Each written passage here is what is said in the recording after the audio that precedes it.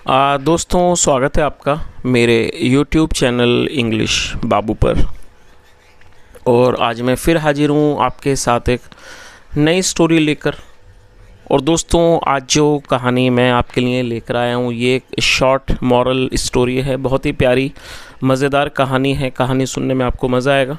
उसके अलावा दोस्तों, आज की इस कहानी में आपको कुछ नए इंग्लिश के वर्ड मीनिंग सीखने को मिलेंगे, उनकी करेक्ट प्रोनाउंसिएशन के बारे में पता चलेगा और हमेशा की तरह जो इसका ग्रामर का पार्ट है उसे बिल्कुल डिटेल में कवर करेंगे, तो एक एक स्ट्रक्चर को आप बड़ी आसानी से सीख पाएंगे। और उसके अलावा दोस्तों, जिन लोगों ने अभी अभी इंग्लिश सीखना शुरू किया है या जो लोग बिगिनर लेवल्स की इंग्लिश सीख रहे हैं, उन लोगों के लिए वीडियो बहुत ज़्यादा हेल्पफुल होने वाला है। तो चलिए दोस्तों, आज की इस कहानी को हम शुरू करते हैं। सबसे पहले कहानी का टाइटल देखते हैं। कहानी का टाइटल है स्वीट ट्रुथ। क्या मतलब हुआ दोस्तों? स्वीट मतलब मीठा, ट्रुथ मतलब सच, मीठा सच। तो दोस्तों, ये आज की इस कहानी का टाइटल है, शीर्षक है। और अब मैं इसे पढ़ना शुरू करता हूँ। आपसे रिक्वेस्ट है कि आप कहानी को बिल्कुल ध्यान से सुनें। यदि आज की कहानी में आपको कोई भी नया शब्द या फिर नया स्ट्रक्चर मिले तो आप उसे नोट करें, और यदि कहानी पसंद आए तो लाइक भी ज़रूर करें। तो चलिए इसको शुरू करते हैं। It was the lions birthday. क्या मतलब हुआ दोस्तों? ये जो वाक्य है ये एक सिंपल पास्ट का वाक्य है। सिंपल पास्ट का मतलब होता है जब हम पास्ट में कोई ऐसा वाक्य बनाएं जहां वॉज या फिर वर का इस्तेमाल हेल्पिंग वर्ब के रूप में किया जाता है, साथ में नाउन या एडजेक्टिव को लेकर वाक्य बनाया जाता है। दोस्तों, यहाँ लॉइन के बाद एपेस्ट्रॉफी एस है, जिसका मतलब होता है का की के। जब हम किसी नाम या व्यक्ति के साथ कुछ जोड़ते हैं तो एपेस्ट्रॉफी एस का यूज़ किया जाता है। लॉयंस बर्थडे मतलब शेर का जन्मदिन। तो पूरी लाइन का क्या अर्थ हुआ? It was the lions birthday. ये शेर का जन्मदिन था। All the birds and animals went with gifts for the Kings Dan. क्या अर्थ हुआ? All the birds and the animals went with a gift. दोस्तों, ये जो वाक्य है ये पास्ट इंडेफिनिट का अफर्मेटिव वाक्य है। और पास्ट इंडेफिनिट में जब हम अफर्मेटिव का वाक्य बनाते हैं तो वहाँ वर्ब की सेकंड फॉर्म का यूज़ किया जाता है। गो मतलब जाना, second form went. All the birds सारे पक्षी, एंड एनिमल्स और पशु, वेंट गए, विद गिफ्ट्स उपहार लेकर, फॉर द किंग्स डैन राजा की मांद के लिए। और दोस्तों, यहाँ किंग के बाद एपेस्ट्रोफी एस है और डैन का मतलब है मांद, राजा की मांद के लिए। डैन का मतलब गुफा भी होता है, इसके अलावा इसका मतलब मांद भी होता है। एट द डैन मतलब क्या हुआ? एट द डैन मतलब कि मांद पर। All the arrangements had been made. दोस्तों, ये जो वाक्य है ये एक पास्ट परफेक्ट का पैसिव वॉइस का वाक्य है, और मैं चाहूँगा आप इसके स्ट्रक्चर को नोट कर लें। जब हम पास्ट परफेक्ट में कोई भी पैसिव का वाक्य बनाएंगे तो ऐसे वाक्यों में हैड बीन का इस्तेमाल हेल्पिंग वर्ब के रूप में किया जाता है, जैसा यहाँ पर किया गया है। साथ में वर्ब की थर्ड फॉर्म लगाई जाती है। तो क्या अर्थ हुआ कि all the arrangements had been made, सारे प्रबंध किए गए थे। आगे देखिए।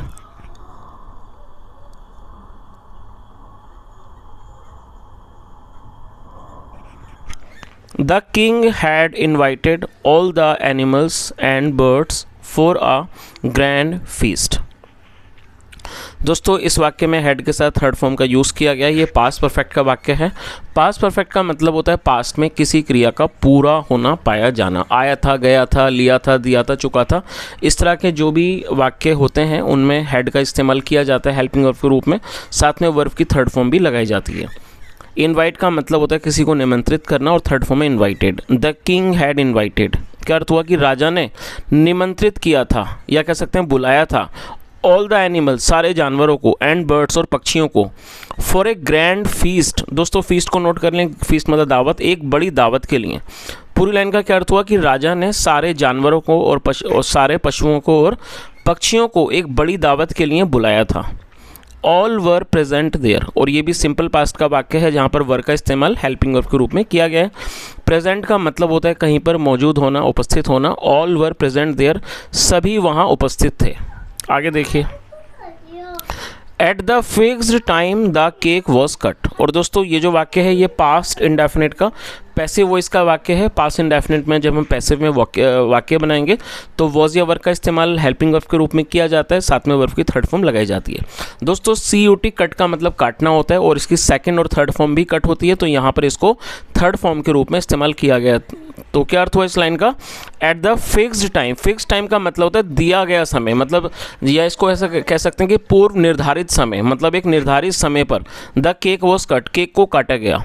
देन फिर everyone sang the birthday song, और ये भी पास्ट इंडेफिनिट का वाक्य है। कैसे पहचानेंगे कि सेकंड फॉर्म का इस्तेमाल हुआ किया जाता है। सिंग मतलब गाना, सेकंड फॉर्म सैंग, तो क्या अर्थ हुआ कि फिर सभी ने गाने गाए। Everyone sang the birthday song, सभी ने जन्मदिन के गाने गाए।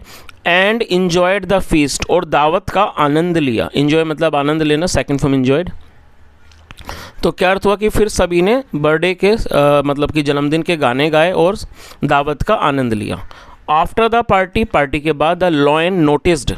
नोटिस का मतलब होता है दोस्तों किसी बात पर ध्यान जाना, किसी बात का अवलोकन करना, देखना, और सेकंड फॉर्म में noticed. After the party, party के बाद द लॉयन नोटिस, शेर ने देखा दैट ऑल हैड कम, और यहाँ भी देखिए हेड के साथ थर्ड फॉर्म है, और कम जो है फर्स्ट फॉर्म है, सेकंड फॉर्म केम, और थर्ड फॉर्म भी कम। तो ये दोस्तों यहाँ इसको थर्ड फॉर्म के रूप में प्रयोग किया गया। तो ये भी पास्ट परफेक्ट का वाक्य है। तो क्या अर्थ हुआ कि पार्टी के बाद जो शेर था उसने देखा कि ऑल हैड कम, सभी आए थे, एक्सेप्ट द डोंकी, डोंकी गधे के सिवाय। और आप इस वर्ड को नोट कर लीजिए, EXCEPT, एक्सेप्ट का मतलब सिवाय। तो पूरी लाइन का क्या अर्थ हुआ कि शेर ने देखा कि गधे के सिवाय सब लोग आए थे। ही थॉट, और थिंक मतलब सोचना, लगना, सेकंड फॉर्म थॉट, स्पेलिंग है THOUGHT। ही थॉट, उसने सोचा, मे बी शायद, सम अर्जेंट वर्क मतलब किसी ज़रूरी काम ने, urgent work, has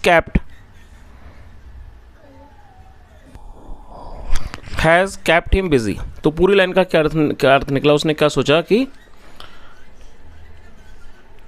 some urgent work में हैव कैप्ट हिम बिजी, मतलब किसी ज़रूरी काम ने उसको व्यस्त रखा होगा। द नेक्स्ट डे मतलब कि अगले दिन। When the lion met the donkey, he asked him about it. और दोस्तों ये भी पास्ट इंडेफिनिट का ही वाक्य है, जहाँ वर्ब की सेकंड फॉर्म का इस्तेमाल किया जाता है। मीट का मतलब होता है मिलना, और सेकंड फॉर्म है मेट। तो क्या अर्थ हुआ कि अगले दिन। व्हेन मतलब होता है जब, और दोस्तों ये एक इंट्रोगेटिव वर्ड है, उसके अलावा ये एक साधारण शब्द भी है, तो यहाँ पर इसको एक साधारण शब्द के रूप में प्रयोग किया गया है। व्हेन का मतलब क्या हुआ कि अगले दिन। When the lion met the donkey, जब शेर गधे से मिला। He asked him about it, उसने उससे इसके बारे में पूछा। चलिए, कारण यही था कि जो गधा था वो शेर के जन्मदिन में नहीं गया था, और जब शेर गधे से मिला तो उसने इस बारे में उससे पूछा। द डोंकी रिप्लाइड, रिप्लाई मतलब जवाब देना, गधे ने जवाब दिया, oh I don't like attending parties. दोस्तों ये प्रेजेंट इंडेफिनिट का नेगेटिव वाक्य है, जहाँ पर डू नॉट या डज नॉट का इस्तेमाल किया जाता है हेल्पिंग वर्ब के रूप में, साथ में वर्ब की फर्स्ट फॉर्म लगाई जाती है। तो जब उसने क्या जवाब दिया? I don't like attending parties, मुझे पार्टियों में शामिल होना पसंद नहीं है। There is no place like home, और घर से ज़्यादा अच्छा कोई भी स्थान नहीं है। सो इसलिए I stayed back at home, इसलिए मैं घर पर ठहर गया। एंड रिलैक्सड, और मैंने आराम किया। रिलैक्स मतलब आराम करना। चलिए, तो जो गधा था उसने क्या जवाब दिया कि मुझे जो है पार्टियों में शामिल होना, पार्टियों में जाना पसंद नहीं है, और घर से अच्छा कोई भी स्थान नहीं होता है, इसलिए मैं घर रुक गया और मैंने आराम किया। आगे देखिए। In anger the lion banished the donkey. Anger मतलब गुस्सा, क्रोध, गुस्से में। और दोस्तों आप इसे नोट कर लीजिए, बैनिश का मतलब होता है देश निकाला, दे देना, किसी को निकाल देना। थर्ड फॉर्म है बैनिश्ड। गुस्से में शेर ने बैनिश कर दिया, निकाल दिया, द डोंकी गधे को निकाल दिया, फ्रॉम द जंगल, जंगल से। सीन्स देन का मतलब था तब से। The donkey has lived with man and carried their loads. दोस्तों इस वाक्य में हैज़ के साथ थर्ड फॉर्म का इस्तेमाल किया गया। ये प्रेजेंट परफेक्ट का वाक्य है। प्रेजेंट परफेक्ट का मतलब होता है वर्तमान में किसी भी क्रिया का पूरा होना, पाया जाना। ऐसे वाक्यों में हैज़ या हैव के साथ वर्ब की थर्ड फॉर्म लगाई जाएगी। यदि सब्जेक्ट सिंगुलर नाउन होगा तब हमें हैज़ का यूज़ करना होता है। तो क्या अर्थ हुआ कि तब से the donkey has lived with man, जो गधा है वो आदमियों के साथ रहा है।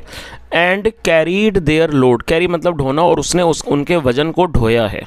चलिए, चलिए दोस्तों, अब इस कहानी का जो मॉरल है वो भी जल्दी से देख लेते हैं। क्या इस कहानी का मॉरल है? Ensure that your truth does not insult another. दोस्तों, इंश्योर का मतलब होता है किसी बात को सुनिश्चित करना, किसी बात को पक्का करना। तो क्या अर्थ हुआ कि इंश्योर, इस बात को सुनिश्चित करें कि your truth does not insult another, कि जो आपका सच है वो दूसरों का अपमान ना करे। तो दोस्तों, इस कहानी का जो मॉरल है वो मॉरल यही है कि हमें सच तो बोलना चाहिए, लेकिन हमें इस बात को भी सुनिश्चित करना चाहिए कि हमारा जो कमेंट है या जो भी हमारा सच है उससे किसी का अपमान ना हो, उससे किसी का दिल ना दुखे।